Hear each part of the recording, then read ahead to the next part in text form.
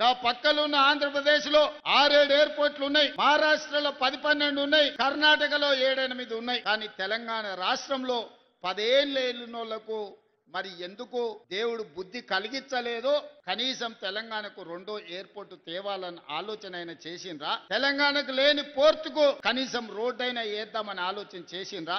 అందుకే ఈనాడు మన ప్రభుత్వం వచ్చినెంబడే సురేఖమ్మతో, సీతక్కతో, రాజేందర్తో మాట్లాడి ఖచ్చితంగా హైదరాబాద్ నగరంలో ఏమేమి ఉన్నాయో, హైదరాబాద్ నగరానికి ఔటర్ రింగ్ రోడ్ ఉంటే వరంగల్ ఔటర్ రింగ్ రోడ్ నిర్మించాలి అని నిర్ణయం తీసుకున్నాం. హైదరాబాద్ లో అండర్ గ్రౌండ్ డ్రైనేజ్ ఉంటే వరంగల్ పట్టణానికి అండర్ గ్రౌండ్ డ్రైనేజ్ తీసుకురావాలని నిర్ణయం తీసుకున్నాం. హైదరాబాద్ లో ఎయిర్పోర్ట్ ఉంటే వరంగల్ లో ఎయిర్పోర్ట్ ఉండాలి అని రైతులను ఒప్పించి మెప్పించి భూసేకరణ చేసి డిసెంబర్ ఆఖరి వరకు భూసేకరణ పూర్తి చేసి మార్చి 31 తారీఖు లోపల వరంగల్ లో ఎయిర్పోర్ట్ పనులను ప్రారంభించుకుంటాం. అండర్ గ్రౌండ్ డ్రైనేజ్ పనులను ప్రారంభించుకుంటాం. వరంగల్ ఔటర్ రింగ్ రోడ్ నిర్మాణ పనులను చేపడతామని నేను వేదిక మీద నుంచి చెప్తున్నా.